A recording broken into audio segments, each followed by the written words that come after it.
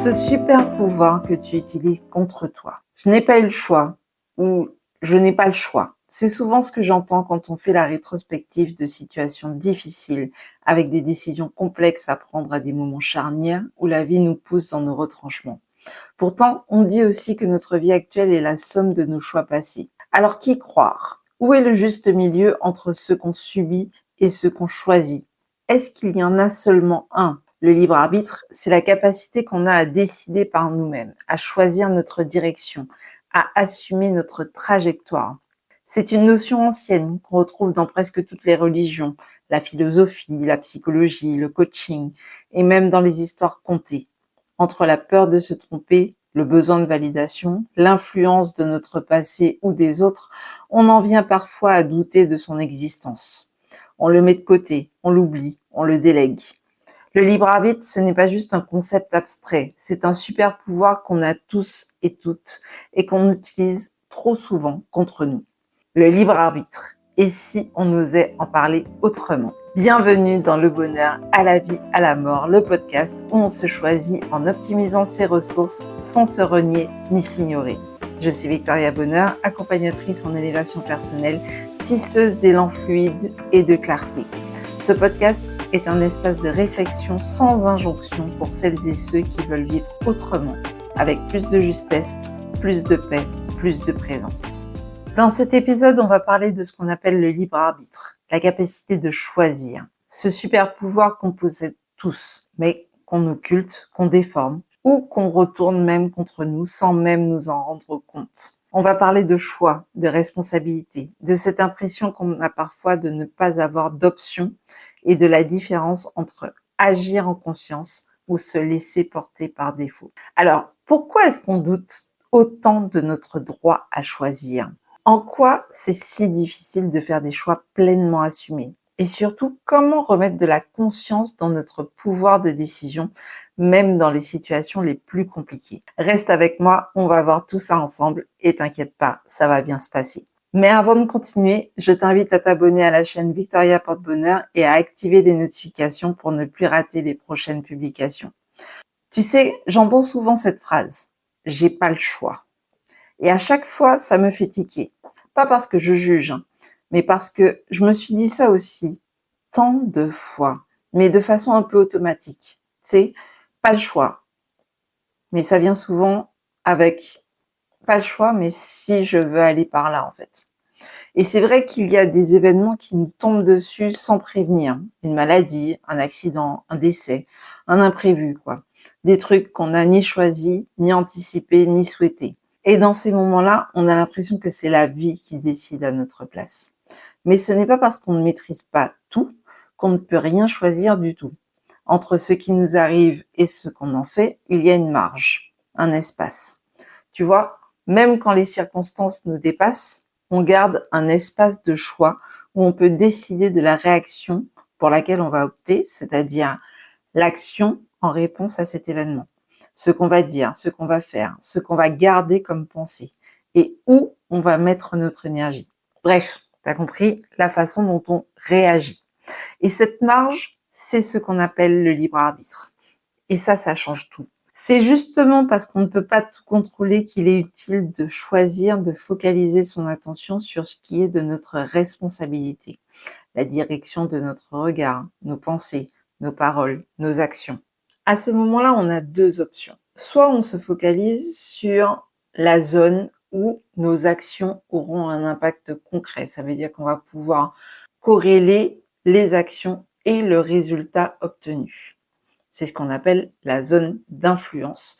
Soit on va se concentrer sur une zone où en fait nos actions n'ont pas d'impact direct sur les résultats obtenus, comme par exemple le temps qu'il fait, ce que pensent ou ce que font les autres, c'est-à-dire notre zone de préoccupation. Si je me concentre sur ma zone de préoccupation, je vais m'épuiser à faire des choses qui auront un résultat tellement aléatoire que ça va créer chez moi un sentiment d'insécurité. Alors que quand j'agis dans ma zone d'influence, c'est-à-dire dans la zone où je peux observer un résultat concret directement lié à mes actions, cela améliore l'estime de moi et renforce à court terme la confiance que j'ai en moi-même. Par exemple, pour avoir les dents propres, je suis en mesure d'aller me brosser les dents jusqu'à ce que j'obtienne le résultat escompté. Quand tu commences à agir là où tu peux vraiment impacter ton environnement, qu'il soit intérieur ou extérieur, il y a quelque chose qui se passe en toi. Tu retrouves un sentiment de maîtrise, une confiance, une estime. Même si c'est tout petit au départ, ça provoque une différence. Et petit à petit, tu redeviens le créateur ou la créatrice de ton histoire et pas juste une figurante qui subit le scénario. Et c'est ça, en fait, la puissance du libre arbitre. Ce n'est pas qu'un délire philosophique abstrait, c'est une force, une capacité à modifier ton environnement et ta perception de la réalité. Plus tu en as conscience, plus tu reprends le pouvoir dans ton quotidien. Alors, si tu es du genre magnat du contrôle, bonne nouvelle, oui, tu as le choix. Mais rappelle-toi, le contrôle, c'est comme le gruyère. Plus tu en as, moins tu as besoin d'en user. Et si c'est un sujet qui t'intéresse, dis-le-moi en commentaire parce que je reviendrai dessus une autre fois. Revenons au libre arbitre. C'est notre façon de dire, ok, je ne choisis peut-être pas tout ce qui m'arrive, mais je choisis qui je deviens à travers cette situation. Et ce libre arbitre conscient, c'est ça en fait qui te rend la puissance et la maîtrise sur ce que tu vis. Le libre arbitre, c'est un droit sous-estimé. La plupart du temps, il est associé à notre condition d'être humain. Avec la co-création, les contrats d'âme, etc. Je ne pense pas que ce soit exclusif aux humains. Néanmoins, je ne vais pas rentrer dans les détails aujourd'hui. Revenons à cette question de choix. On dit souvent que la vie est faite de choix et que notre vie actuelle est la résultante de nos décisions précédentes. Je pense qu'il est intéressant de pouvoir affirmer « je choisis, donc je suis ». Mais quand on regarde de plus près, on est pas mal nombreux à tourner autour du pot, voire à essayer de nous défiler quand il faut en faire un qu'on juge important. Trop de choix nous paralyse. Pas assez de choix nous frustre. On doute, on tergiverse, on demande l'avis des autres pour avoir une validation extérieure. On espère qu'ils vont décider pour nous. Et il arrive qu'on préfère carrément ne pas choisir du tout. Je sais pas quoi faire, alors c'est quoi, je vais rien faire et puis advienne que pourra. Ce réflexe, on l'a tous eu un jour. Parce que ne pas choisir, ça donne l'impression de se protéger, comme si on pouvait éviter une erreur, éviter la douleur, éviter la responsabilité. Mais en vrai, ne pas choisir, c'est déjà un choix. C'est céder la place. C'est offrir les clés de notre vie en espérant qu'on nous emmène là où on veut aller. Parce que quand tu ne choisis pas, d'une certaine façon, tu choisis quand même. Tu choisis de ne pas t'engager, de ne pas trancher, de ne pas avancer. Et le choix de laisser quelqu'un d'autre décider, c'est aussi le choix de laisser les choses se faire toutes seules. Parce que souvent, on croit que ça va nous décharger de notre responsabilité. Mais c'est faux. Parce que quand tu ne choisis pas, tu choisis par défaut. Tu choisis de survivre, tu choisis de subir, tu choisis de dire oui à des décisions que toi, tu n'as pas prises. Et le réel problème dans tout ça, c'est que quand les conséquences tombent, tu n'as même pas le soulagement de te dire « mais c'est ce que j'avais décidé ». Et ce choix-là, c'est souvent celui de laisser les autres décider pour nous. Parce que si ça foire, on pourra leur en vouloir à eux. Mais si jamais on réussit, on ne saura même pas si c'est grâce à nous. Tu vois le piège? Quand tu laisses le choix aux autres, tu acceptes, consciemment ou non, les conséquences de ces choix-là, des décisions que d'autres vont prendre à ta place. Sauf que les autres, ils ne savent pas toujours ce que toi tu veux. Et même s'ils le savaient, ce n'est pas leur rôle de vivre ta vie. En plus, si ça se passe mal, il y a de fortes chances que tu cherches des coupables, que tu râles, que tu en veuilles aux autres, alors qu'il n'y a que toi qui peux reprendre le pouvoir de décider en conscience. Même si tu fais pas le choix idéal, même si parfois tu te plantes, mais en fait, ça reste ton choix. Et tu sais quoi? Tu fais toujours le meilleur choix possible en fonction des informations dont tu disposes à l'instant T. Ça, c'est indéniable. Alors, si jamais après coup, tu considères que c'est un mauvais choix, sous-entendu, les conséquences de ce choix ne te conviennent pas, en fait, tant que tu as envie, tu as l'opportunité d'en faire de nouveau plus adapté aux nouvelles informations dont tu disposes à l'instant T. Alors oui, faire un choix, c'est prendre une responsabilité. Et c'est aussi un acte de pouvoir. Le pouvoir sur ta trajectoire, sur ce que tu vis, sur ce que tu deviens. Et ce qui est impressionnant, c'est qu'on passe une bonne partie de notre vie à vouloir ce pouvoir de choisir, à chercher cette liberté, cette autonomie.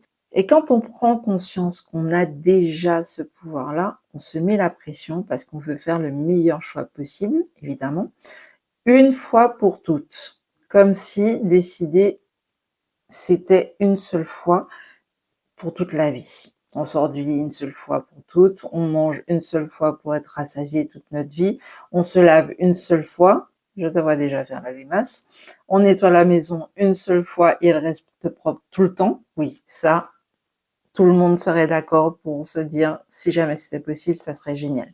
Tu comprends bien que j'ai ciblé ces exemples-là pour que tu visualises l'absurdité de cette pensée, de se dire, en fait, je choisis une fois pour toutes quand il s'agit de prendre une décision importante, alors que dans le quotidien, ce n'est pas possible à tenir. On mange plusieurs fois dans une journée, on se lave plusieurs fois dans une journée, surtout si jamais on a transpiré, qu'il fait chaud, etc., etc., a fortiori tout au long de la vie. Et en fait, c'est dommage parce que bien souvent, quand j'accompagne des personnes, je remarque que ces personnes-là s'attendent à ce que quand elles prennent de grandes décisions, ça soit pris une fois pour toutes sans avoir à y revenir. Sauf qu'en fait, une situation qui perdure, c'est un choix qui se renouvelle. Le libre arbitre, c'est pas juste un droit, c'est un super pouvoir. Et comme tout pouvoir, il s'apprend, il se muscle, il s'incarne. Ce n'est pas parce que tu en as le droit que tu sais forcément l'utiliser à ton avantage. Là, j'ai envie de te parler du fait de s'autoriser à choisir.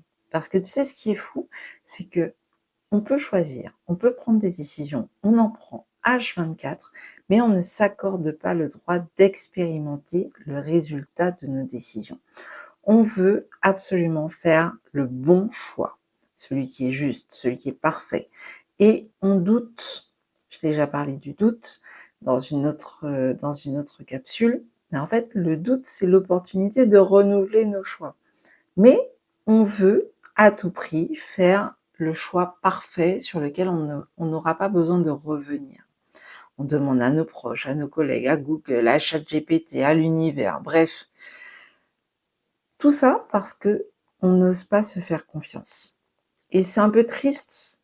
Moi, quand j'y pense, je trouve ça triste parce que quand on était enfant, c'était normal de s'en remettre aux adultes, nos parents, nos profs, nos modèles. Mais aujourd'hui, c'est nous les adultes, en fait. Et malgré ça, face à un choix important, on aimerait encore que ça soit quelqu'un d'autre qui nous dise quoi faire pour pouvoir dire j'ai fait ce qu'on m'a dit de faire ou éviter de porter seul le poids des conséquences de nos choix.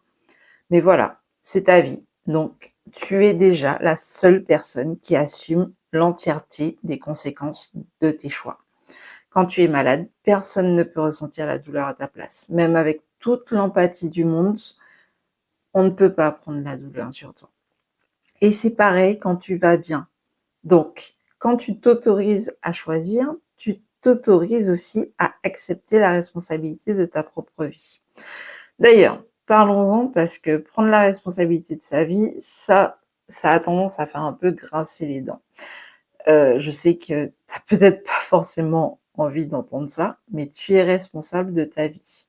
Quand il t'est arrivé des trucs vraiment pas cool, quand t'as vécu des injustices, des abandons, des trahisons, que t'as l'impression d'avoir pris des coups au cœur, au corps et au mental, en fait, c'est violent d'entendre cette phrase. Tu es responsable de ta vie. Parce qu'évidemment, non, tu n'es pas responsable directement de tout ce qui t'arrive. Tu n'as pas commandé consciemment les accidents, les maladies, les deuils et compagnie. Bien sûr, il y a les contrats d'âme, mais aujourd'hui, je ne vais pas m'attarder là-dessus. Je vais revenir sur ce que toi, tu es en train de vivre au moment où tu as vécu ces situations qui étaient vraiment difficiles à vivre. L'idée, en fait, c'est que tu peux reprendre les commandes dans la façon dont tu choisis de vivre avec ce qui s'est passé. Parce que deux personnes peuvent traverser exactement la même tempête et en sortir avec des histoires, des cicatrices, des forces totalement différentes. Ce qui change, c'est la façon de percevoir la situation, c'est le choix de ta posture. Et je sais que c'est pas facile, mais l'idée n'est pas ici de prôner la pensée positive à tout prix et d'ignorer la douleur. Ce que je t'invite plutôt à faire ici, c'est de te dire, ok, ça m'est arrivé, je n'ai pas choisi ça, mais maintenant, qu'est-ce que je fais avec? Est-ce que je me définis uniquement par ce que j'ai subi ou est-ce que j'ose me redéfinir à travers ce que je choisis d'en faire actuellement? Parce que tu n'es pas obligé de rebondir tout de suite. Tu as le droit d'être à terre, tu as le droit de pleurer, tu as le droit de hurler, tu as le droit d'être en colère, tu as le droit de ressentir toutes les émotions qui sont présentes quand tu y penses. Mais à un moment donné, quand tu relèves les yeux, eh bien, en fait, tu peux choisir. Et c'est ça, en fait, de prendre la responsabilité de sa vie. Ce n'est pas de dire tout est de ma faute, parce que là, il n'est pas question de faute. Il est question de se dire, en fait, ma réaction m'appartient. Et donc, du coup, mon pouvoir m'appartient aussi. Alors oui, c'est lourd, mais c'est aussi libérateur. Parce qu'à partir du moment où tu t'autorises à choisir, tu te rappelles que c'est toi qui es aux commandes. Pas aux commandes des événements, mais aux commandes de ta réponse. Pas aux commandes de tout ce qui t'arrive, mais aux commandes de la place que tu veux y prendre. Et si ça ne te convient pas, ou si jamais ça ne te convient plus, eh bien tu peux toujours faire un nouveau choix. Parce que si c'est moi qui vis cette vie, qui mieux que moi peut décider de la direction que je lui donne? Alors même si tu aimerais encore avoir un feu vert extérieur, que tu penses que ça te rassurerait, sache que tu peux t'en donner un toi-même. Et que bien souvent, en fait, le choix qui te prend aux tripes, c'est celui de te choisir toi. J'aimerais maintenant parler de l'influence de nos envies sur nos choix. Parce que, évidemment, il y a une différence entre l'envie et le choix. Parce que tu te dis sans doute que dans la vie, il faut faire des choix, qu'on ne peut pas avoir tout ce qu'on veut. Et j'entends trop, encore trop pour moi, choisir, c'est renoncer, comme si on associait systématiquement le choix à un sacrifice. Je suis pas d'accord avec ça. Pour moi, en fait, le sacrifice, c'est renoncer à quelque chose qui est important pour moi pour obtenir en échange quelque chose d'autre qui est tout aussi important. Et ça n'a pas de sens de se dire, en fait, je vais sacrifier ma jambe gauche pour pouvoir avoir un pied droit fonctionnel. Dans tous les cas, on perd quand il est question de sacrifice, de mon point de vue. Alors que le choix, en fait, si jamais tu as le choix entre un bic bleu, un bic rouge, un bic noir, tu peux décider de prendre le bic bleu, le bic rouge et le bic noir. Tu peux décider de prendre aucun des bics. Tu peux décider d'en prendre 2. Peu importe. Quand tu as le choix, tu as toutes les options qui sont à ta disposition. Et d'accord, il y a des personnes qui disent quand on veut, on peut, ou quand on veut, on ne peut pas. Parce qu'il y a tous les courants de pensée en fonction de ton vécu, en fonction de si jamais tu connais les neurosciences ou pas, tu vas avoir un point de vue différent sur la question. Toujours est-il que si tu fais partie des personnes qui ont tendance à se dire qu'elles doivent sacrifier ses envies au bénéfice de ses devoirs et de ses obligations, ou que tu te dis il faut d'abord que j'ai rempli un certain nombre de critères sur ma to-do list pour pouvoir accéder à mes envies ou pour pouvoir m'autoriser à y penser, sache que tes envies, elles apparaissent parce que tu as des besoins à nourrir, tu as des besoins à satisfaire. Et en fait, ces besoins-là, si jamais tu les ignores, ils vont trouver une solution, une façon d'influencer tes choix pour être satisfait d'une manière ou d'une autre. Et c'est pour ça que quand on est dans un système de régime, quand on est dans un système de restriction, il y a des comportements compulsifs qui viennent contrebalancer ces restrictions parce que nos besoins, en fait, vont influencer nos décisions, nos comportements, parce qu'ils sont nécessaires à notre équilibre de fonctionnement. Et plutôt que d'opposer tes envies et tes obligations, je vais t'inviter plutôt à te demander, mais en fait, comment est-ce que tu peux nourrir tes envies pour mieux répondre à tes obligations? Parce que la seule chose qui est absolument indispensable et pour atteindre tes objectifs et pour remplir ton rôle dans la société, quel qu'il soit, c'est que tu sois en vie. Et pour ça, en fait, il est nécessaire que tu nourrisses, que tu satisfasses tes besoins. D'autre part, en termes d'obligation, moi, ce que j'ai envie de te poser comme question, c'est est-ce que tu es vraiment obligé? Et si jamais tu es obligé, qui a décidé que c'était toi qui t'es obligé? Parce que ce n'est pas parce qu'une chose doit être faite qu'on ne peut pas choisir différentes façons d'y parvenir. Ni dans quel état d'esprit, ni à quel moment, ni avec quelle intention. Ça, c'est toi qui peux décider ça. Et quand tu te dis il faut et je dois, tu peux les remplacer par je choisis d'y arriver par ce biais-là. D'accord? Prioriser ce qui semble une obligation, même quand on n'en a pas envie, c'est peut-être la seule façon qu'on connaît de se donner les moyens d'accéder à des bénéfices secondaires, comme par exemple la tranquillité, la sérénité, etc. Ignorer consciemment ses envies trop longtemps, ça finit par créer du vide, du mal-être, de la colère et des comportements compulsifs, comme je t'en ai parlé tout à l'heure.